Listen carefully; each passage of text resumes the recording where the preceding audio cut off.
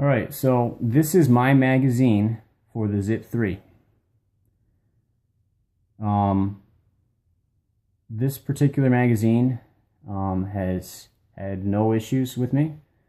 The magazine that Johnny had originally built, I've had a lot of issues with. I tried changing it up a few times and sticking with his basic magazine design, and it just kept jamming or breaking. It would feed multiple rounds into a chamber. It would not feed a round into a chamber. Y-cons were breaking. It would sometimes, when you went to prime the pump back forward, would actually grab a round and pull it out the back of the magazine. So every time you took a shot, you would lose a shot. So a 10-round magazine went to 5 rounds, and I mean, it was just, I was having a lot of trouble with it. So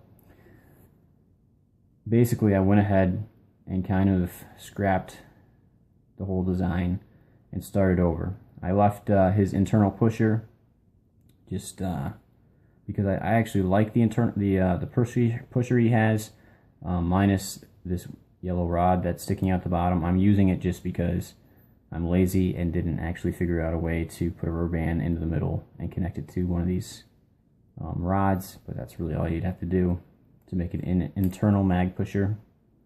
But anyway, long story short, with this magazine, there's a new top. You can see there, that's the design. This green rod right here is held in place by friction, so when these are all loaded up and it's under rubber band tension, you can see that this top wall is going to be under a lot of tension. I mean, that's going to go nowhere, so this is pretty solid. But the main advantage of this magazine is basically you can see only one rod is exposed to the top, and what's not exposed is held in place by a solid orange connector all the way up to the top here. There used to be a Y-con here. Those would break off because they're weak, and more importantly, this white rod was down here. So you had the orange con right here, and the white rod right here went up to about there, and then a Y-con went up to about there. So the hole was actually bigger than what's shown, and it was a Y-con with all this wiggle room from here to there.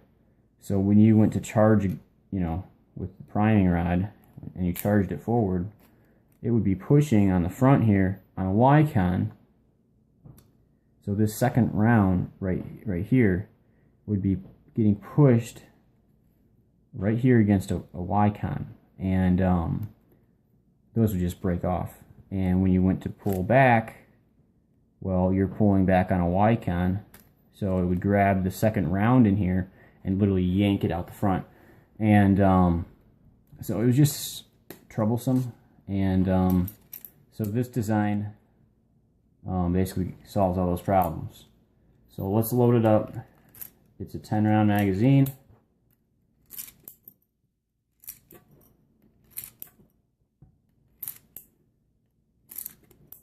And we'll show you it shooting. So that's that, 10 rounds loaded up. You can see, I mean, that's pretty solid. It's not going anywhere. There we go. You can see the ZIP3, how I have it set up to accommodate the magazine. You don't need to take this all the way up here like this, and I really don't recommend it. I'm just doing it because I was trying to figure out the feeding issues and just experimenting around with the gun. New trigger allows this whole system to work. The old one was breaking. I've only got 3 rubber bands on it currently, just because we're working on getting the gun to feed more than we are worrying about power. So let me just prime the gun and show you how it works. So you can see that action there is pretty smooth. There's a round in the chamber. You can't really see, but there's going to be a round in the chamber. And well, I didn't fully put on that one. So what's nice about Johnny's gun is you can actually eject the round that's in the chamber so you don't double load.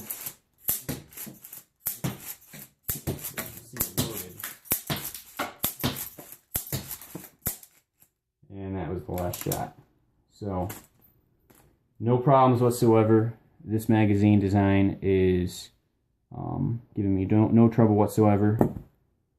The new trigger is working super nice, and I haven't had it break yet. I've had up to 5 bands on it, and so it's been fun to play with. And I highly recommend you build Johnny B. Good's gun. It's a very fun gun to use. I wouldn't necessarily say it's a good outdoor war gun, only because, hey bud, what are you doing? My dog coming in the picture here. Only because I think that yellow rods are not necessarily designed for outdoor wars. They don't quite get good range, or are very accurate. So anyway, that's that. We'll talk more later about the gun. I just wanted to show off the magazine. Go ahead, take one last look at it, and definitely build this magazine. It performs very well.